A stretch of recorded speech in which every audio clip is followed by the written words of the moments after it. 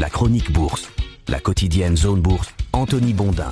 Salut à toutes et à tous, bienvenue dans ce point de marché Zone Bourse du mercredi 18 juin 2025. Ça s'appelle aujourd'hui Should I Stay or Should I Go? Alors ira pas, le monde financier spécule sur l'engagement de l'armée américaine en Iran après les appels de Donald Trump à la capitulation de Téhéran. Un suspense qui crispe un petit peu tout le monde, notamment les places boursières, et qui n'arrange pas les affaires de la Fed, qui va devoir se prononcer ce soir sur les taux américains en intégrant une variable de déstabilisation additionnelle. Il n'y a que les imbéciles qui ne changent pas d'avis. Prenez l'attitude de la Maison-Blanche. Vendredi, Israël tape sur l'Iran. Les États-Unis font semblant de regarder ailleurs tout en sachant très bien ce qui allait se passer. Et jusqu'à lundi, Trump garde même son ambivalence habituelle, posture floue, mâchoire serrée. Et puis mardi, virage brutal, appel à la reddition inconditionnelle de Téhéran et menace de faire entrer l'armée américaine dans la danse. Ces déclarations ont fini par être jugées négatives par les marchés financiers qui ont vu une poursuite de l'escalade au Moyen-Orient. Le pétrole en particulier s'est à nouveau tendu après avoir perdu une partie de l'avance acquise depuis vendredi. Il faut quand même noter que la position présidentielle un petit peu trop interventionniste a fortement déplu à une partie des théoriciens MAGA qui voient une sérieuse atteinte au dogme. C'est une autre histoire que je ne développerai pas ici, mais c'est quand même un élément important à prendre en compte. Du côté des actions américaines,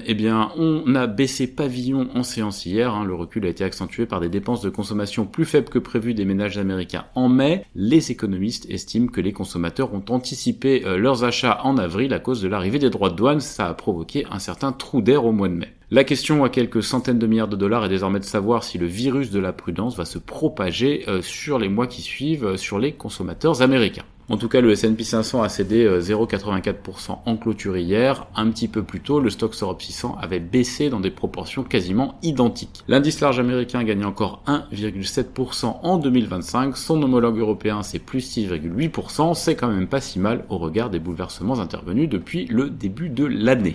Alors l'autre gros titre du jour n'est pas géopolitique, il est monétaire, même si la Banque centrale américaine a dû intégrer la nouvelle tectonique moyen-orientale à la Réunion qui a débuté hier et qui doit se conclure ce soir par un statu quo sur les taux. Même si vous en avez un petit peu assez de l'entendre, je vous rappelle que les décisions de la Fed sont toujours une étape importante pour les investisseurs, même quand l'histoire a l'air cousue de fil blanc. Alors en l'occurrence, les taux directeurs américains vont rester inchangés et le président de la Fed, Jerome Powell, devrait confirmer qu'il est urgent de ne rien faire. La Fed publiera en parallèle ses prévisions mises à jour qui devraient ressembler un petit peu à ça. Croissance modérée, légère dégradation du marché du travail, risque sur l'inflation à la hausse. La décision est prévue à 20h ce soir heure de Paris et les commentaires de Powell démarreront à partir de 20h30. Le marché, il s'attend pour l'heure à un nouveau statu quo lors de la réunion suivante qui est prévue fin juillet et il pronostique à 63,2% une baisse de taux en septembre selon l'outil FedWatch du CME.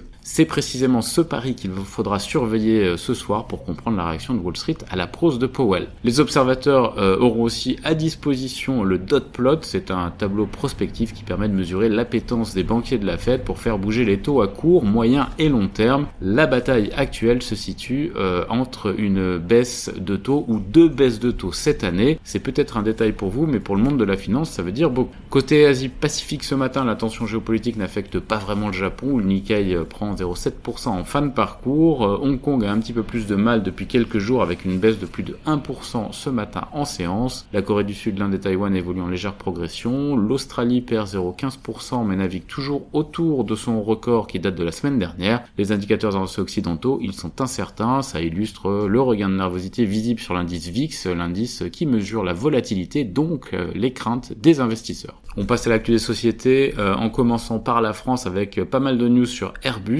Airbus qui évalue avec Leonardo et Thales la faisabilité d'une alliance spatiale d'ici la fin du mois de juillet. Par ailleurs, on a appris que la France et l'Espagne ont signé une lettre d'intention pour la production de nouveaux avions A400M. Enfin, Airbus a étendu la fourchette supérieure de son taux de distribution de dividendes à 30-50% contre 30-40% actuellement. Le groupe a aussi confirmé ses prévisions pour 2025. Meta lance des lunettes intelligentes avec Oakley et Prada, prolongeant ainsi son partenariat avec Essilor Luxottica. Ça, c'est une info de CNBC. d'ici. Le trafic des autoroutes de Vinci est affecté par le calendrier de mai, mais les aéroports du groupe progressent. Danone ouvre une nouvelle ligne de production après avoir investi 65 millions de dollars à Jacksonville en Floride. Carrefour a placé 650 millions d'euros d'obligations vertes. SES a aussi placé 1 milliard d'euros d'obligations. Il y a eu un placement de titres Ayvens hier soir, mais je n'ai pas le prix de ce placement. Euraseo finalise son investissement majoritaire dans Mapal. GL Events négocie avec Fimalac en vue de l'acquisition des activités de gestion de salles, de billetterie et de production de spectacles opérées par Fimalac Entertainment. On a aussi pas mal d'actu du côté des mid-cap ou des small-cap, Biocinex, Riber, Seabox, Amoeba, Rapid Nutrition et les chiffres d'Univers, Metavisio ou encore Medincel. Ailleurs en Europe, Ferrari a décalé de 2 ans la sortie de son second modèle électrique. Il y a eu une vague de nominations aussi. Le CEO de Proximus s'appelle Stig Bingens, je suis désolé pour la prononciation. Unilever de son côté propose Peter Terkulf comme CEO de la division crème glacée avant la scission de cette division. Et Logitech propose Guy Gert pour la présidence de son conseil d'administration. Par ailleurs, Acciona remporte un appel d'offres pour le traitement des eaux usées dans un état brésilien et Galderma inaugure un nouveau siège social